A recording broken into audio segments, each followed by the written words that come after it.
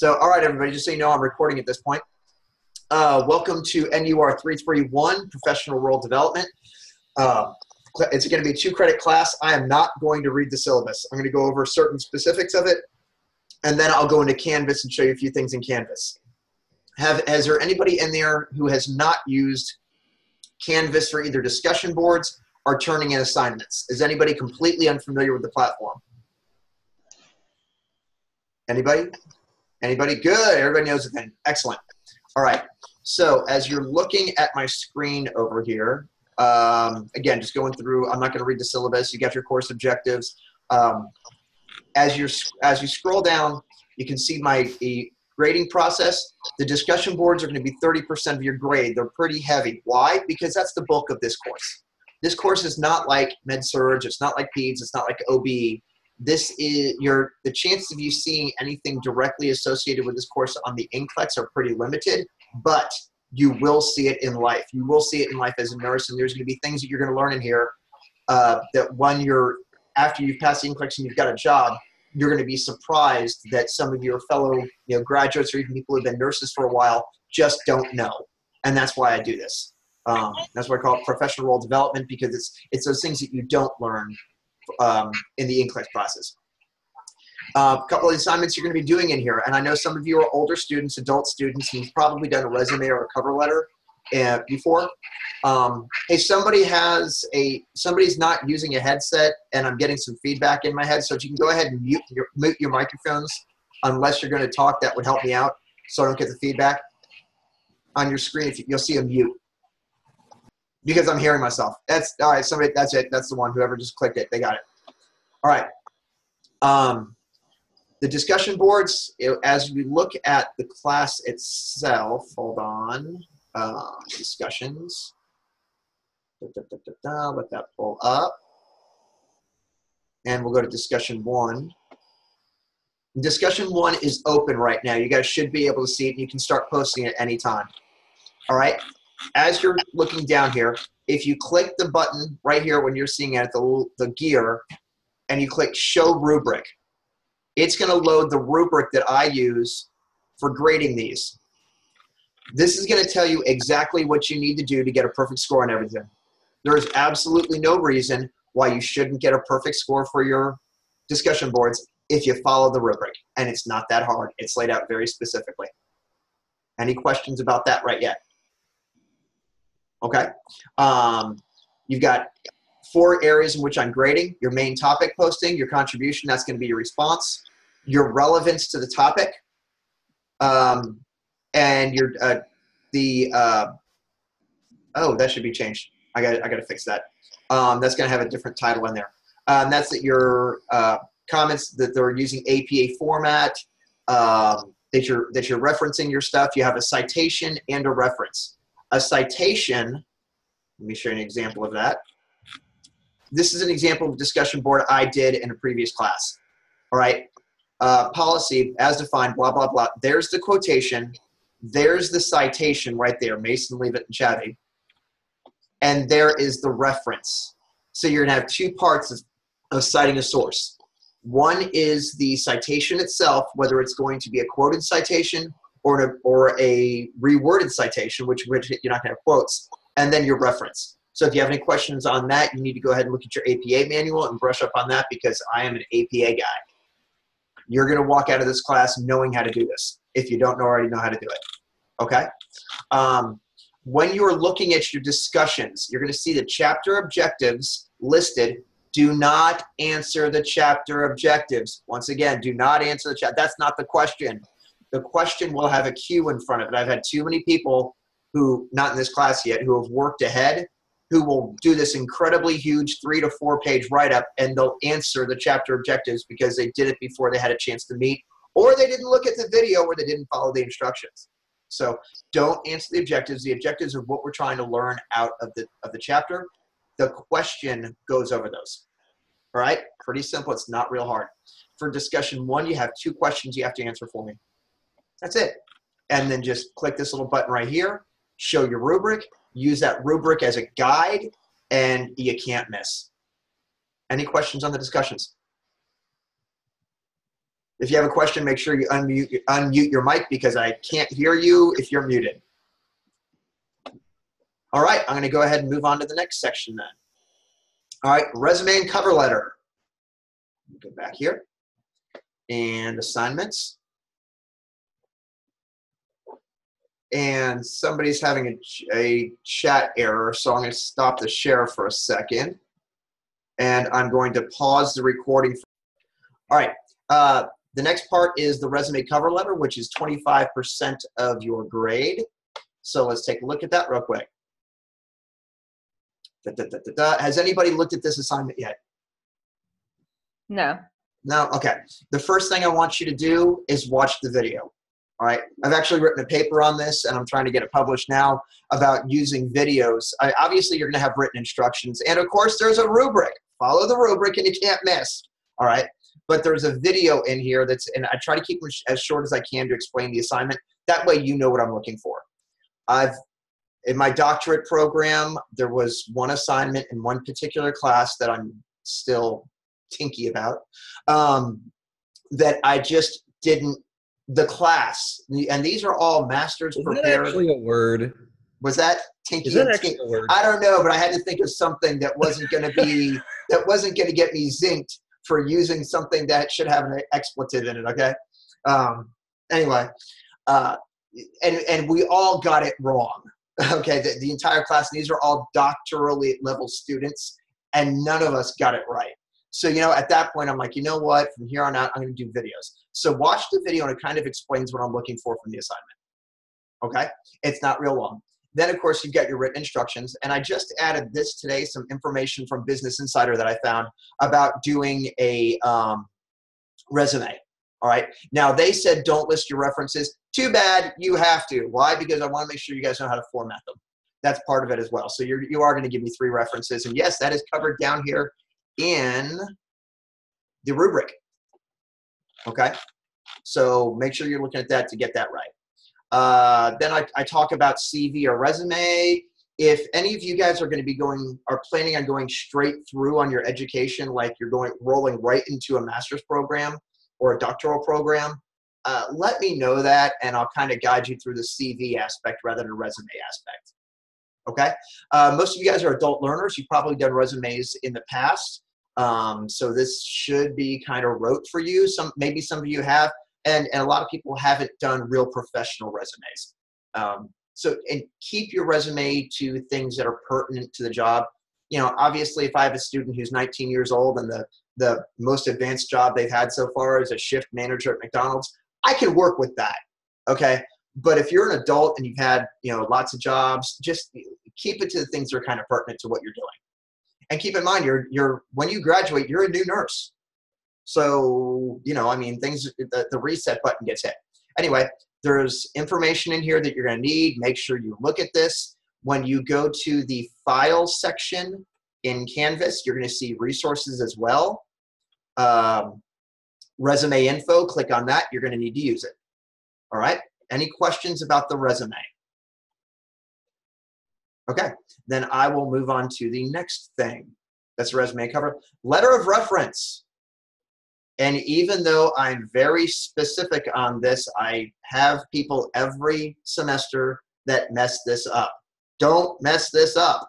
Okay, this is not you writing, this is you writing like you're me. Okay, you're going to write this letter as if you are the teacher that you're asking for it from. So in other words, if you had a clinical instructor who you think you did stellar in that class, and you want a letter of reference from that clinical instructor from Med-Surg, you're going to write it like you're Miss Vitalik. Okay? The reason that you're doing this is you're learning how to toot your own horn. And that's okay. Also, at the end of the semester, invariably, I'm going to get in the neighborhood of 15 to 25 people who ask me for letters of reference. I love y'all. I really do, but I don't remember what you did. Okay? You know what you did in clinical. So, and this is kind of like it's a little late in your college career for me to tell you this, but I tell my Med-Surg students on day one, kind of keep track, like through text messages to yourself and stuff like that, of things that you did in clinical. Obviously, don't blow HIPAA. You know, hey, today I got to start one of these, or I got to do this. And I have my students text me that at the end of their clinical page, rose and thorn. What was the coolest thing to happen today? What was the thing that happened that wasn't so cool? And they keep those. And that helps them write their letter of reference, because I don't remember exactly what you did in clinical, but you do. So there's some guidance in this thing. I don't want to see letters from you guys that I could just change the name and it would apply to anybody. I can do that. I want a letter that, from your, that would be from your clinical instructor. Okay. Now it doesn't have to be signed. Okay. We're not there yet. This is just, you're having the ability to do it.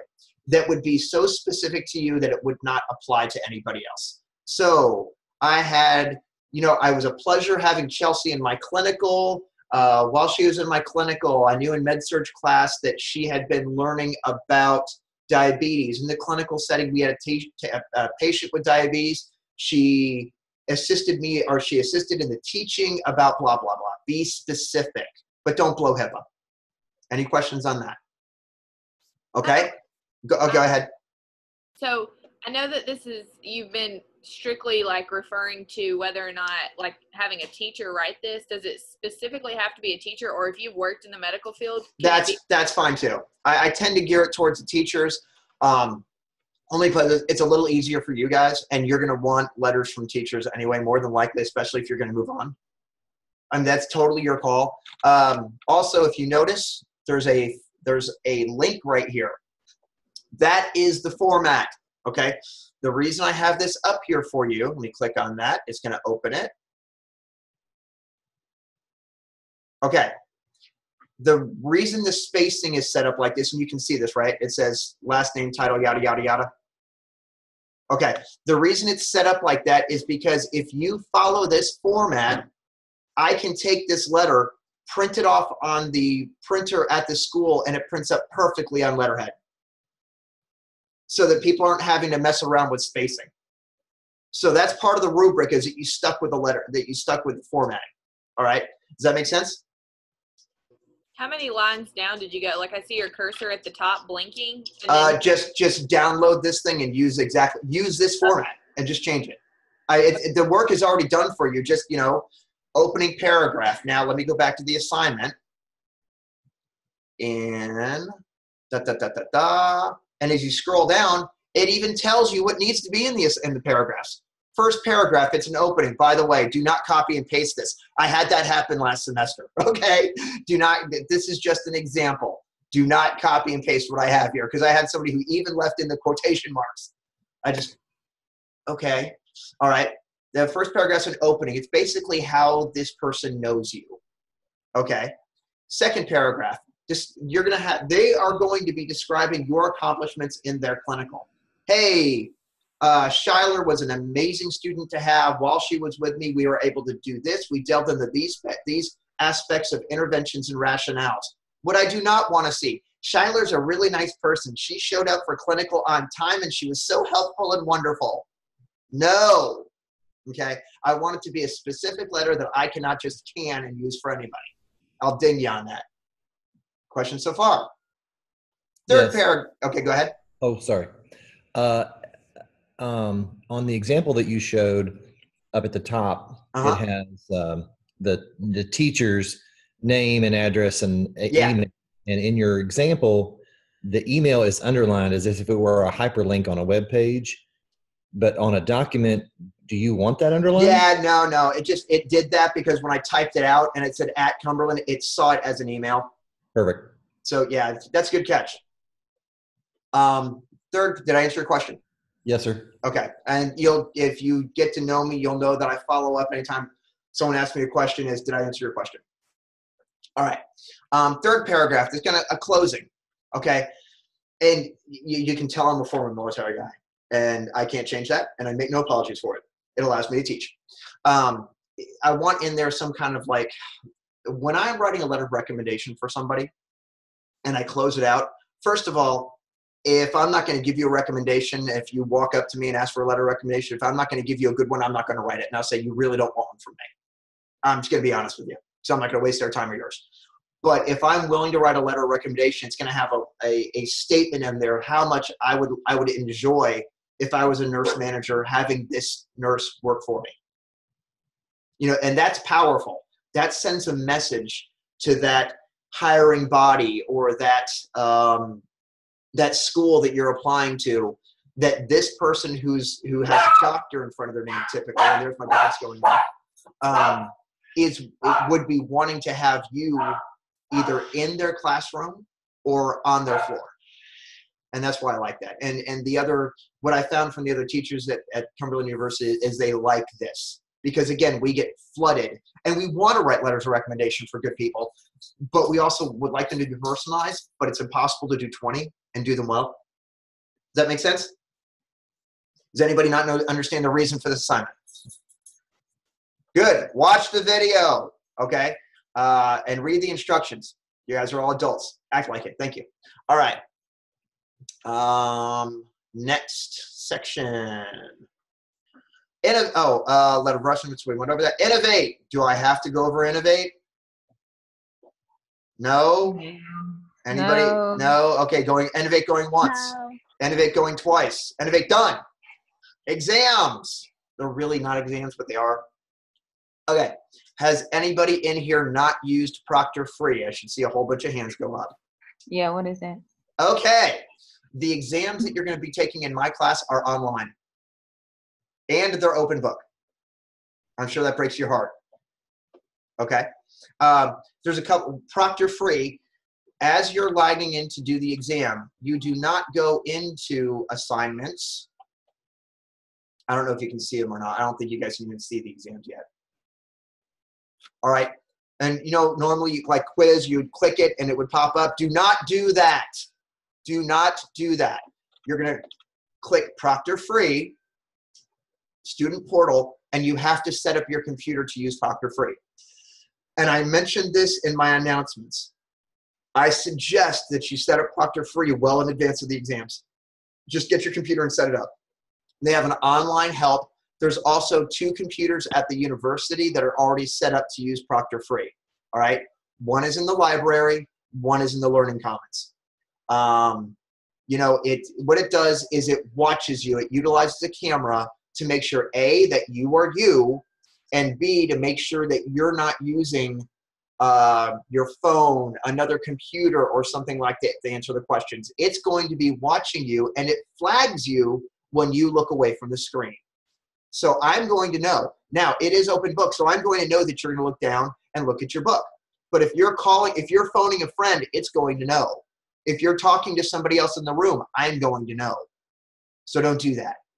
Don't put me in a position, please. Okay? But you are allowed to use your book. So, but you need to go ahead and get it set up ahead of time, because the last thing you want to be doing is logging in to take that exam in the last hour of the last day, and you can't figure out Proctor free. Because I'm going to say, look, I can't help you. Make sense? All right. And again, it utilizes your computer with a camera. And it uses algorithms to measure where your eyes are, whether or not you're talking to somebody, where your hands are, and that kind of stuff. And it flags me. So it's not somebody watching you, it's an algorithm. Gotta love when Skynet gets smart. Anybody recognize the reference? Somebody did, Rob did. Okay. And I got multiple computer screens going on. So if you see me looking away, it's because I'm looking at another computer screen. I was a geek before it was chic to be geek. Okay, going back to whenever the exams, there's 2 of them, taken online using Proctor free. Questions about that? Yes. The Proctor free software, is that something that, like, while it's on, we can't do anything else, so we have to uninstall it between exams? No. It's an online system. I've got 10 minutes left. If we run out of time, stay with free. If we run out of time, log out, give me like 2 minutes and log back in. But I think I can wrap this up in 10 minutes. Okay. How many questions are on the exam? 10 each. And you have 90 minutes. 90 minutes, I think. Hold on. I can't click on it because you'll see it. It's either 60 or 90 minutes. If you don't do well on the exams, we're going to have a chat. Okay. All right. Grading, you guys know the grading, 77 is a C. I've had only a couple C's in this class. Don't do that. Okay? Do the work. It's not that hard. How many A's? Oh, I've had if you do the work, you're gonna be fine. Do the work. Just do the work. We don't do attendance. Your attendance is done based on your contributions and your participation in the discussion boards. I suggest as soon as that discussion board opens up, as soon as you're able to, given your work schedules, and I realize you're working adults, you get your initial post up, because you can't respond to anybody until they get their initial posts up. So you'll have, if everybody waits to the last minute, everybody's scrambling, then you guys run out of time, and I'm not going to give you extra time. I do not accept late turn-ins on the discussion boards. If you don't get it in, it's a 0. I just don't. I just don't do that, because you have an entire week. Missed exams, you're not going to do that because you have like a 5-day period to take the exam. Instructor absence, that doesn't happen. You guys have questions of me? I've been hogging your time. Then go back to class. What questions can I answer? You mentioned on one of your other videos about a continuous reference list for all the discussion citations. Yeah. Okay, great. Thank you for asking me that. All right. Many of you guys, if not most, are eventually going to go to graduate school. Okay, you're just going to. Okay, and almost everything's going to an online. So one of the tricks I learned, I got 7 minutes and 34 seconds, I'm good. One of the tricks that I learned in graduate school real quick, first of all, I am a junkie when it comes to Perla. All right, and you know what? Spend the $35. It's amazing. Right? Yes, it is, isn't it, Jake? It is amazing. Okay. You know what? Let me open up one of my old Perla documents. They've got plenty of, no, I don't want to open up Perla itself. They've got plenty of tutorials online. Let me tell you, I don't even own an APA manual because this thing has taught me everything I need to know. Cancel. All right. Yeah, I don't want to do that. All right. So let me pull up a document from one of my old classes. This PC, my DNP stuff. Now, the stuff that you're going to see on mine is going to be way more in depth than what I expect to see from you guys. It's called P-E-R-R-L-A, Perla, APA Perla. All right, let me go to health policy. Okay, so what I did was whenever I take a class where we have discussion boards, which can be any class that you have that's going to be online, I start out with one document that's going to be for all the week's discussion boards. Okay, and in this case, I called it weekly discussion policy, and it's opening up right now. So it does a heading page for you. This was all built. When you're looking at this page right here, you guys are able to see my page, right? You're able to see the Word document right now? Yes. Okay, let me shrink that down a little bit. This is all built by Perla. The title page, your headers, all that is all built by Perla, which is really wonderful. Okay, so the first thing I did, and you'll note this rubric, it looks a lot like the one that you have because I copied it. All right, so I put the rubric at the top of my page so I knew what I had to do. Then I started my discussions. All right, so everything I would okay, I'm going to write about this. And so here's my initial post. Okay, all this stuff. All right, and then at the end what happens is, and this is one class, by the way, is discussion boards. One class. You're not going to have to write this much. Go down here to the reference pages, which is continuing, page 36. All right. All the references I used that semester are all right here.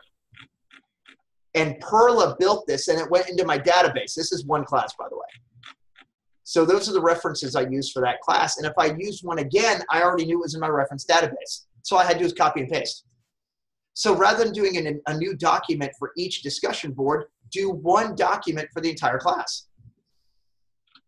Does anybody not understand that? I don't. How are we submitting that for the discussion? You're going to copy and paste. Oh, that's another thing. I got 4 minutes. Don't type in Canvas your submission. Why? because if for some reason you get screwed up and you hit submit and Canvas blinks out, you've just lost everything you typed. Type your response up in Word and then copy and paste it and submit it. That way if Canvas wigs out, so what? Remember that little tidbit for any online class you ever take. So we're not submitting the Word document. No, you're submitting it in Canvas. Yes, just copy and paste it. And then that's your initial submission. And when you reply to somebody, type up your reply in Word, then copy and paste it. That way if it wigs out, you don't get left, oh my gosh, what did I write? Make sense? And I will second that, because it happens in the master's program too. If you spent a couple of hours typing a post and then you're about to hit submit and you hit the wrong key or something, the whole thing is gone. So yes. you want to keep it copied and pasted, or type it something else and then. Exactly. And one of the other things you should do, just good computer literacy. If you're typing something and working on something, if you take your hands off the keyboard, hit Control S, because that saves it. If you walk away from your keyboard, Control S. When I'm writing a 15-page paper or whatever, Control S. Anytime your hands comes off the key, it just naturally happens. And save it. Questions about that? Now, I've got no problem talking to you guys more about Perla, but when you go to the website, they've got videos and explains it all. But let me tell you what, it will save you. It's just a good, but you got to remember, garbage in, garbage out. If you don't follow the instructions on how to do a reference, you're going to get it wrong. So follow the instructions exactly. And I'll let you guys do the rest of that. Any other questions that I can answer?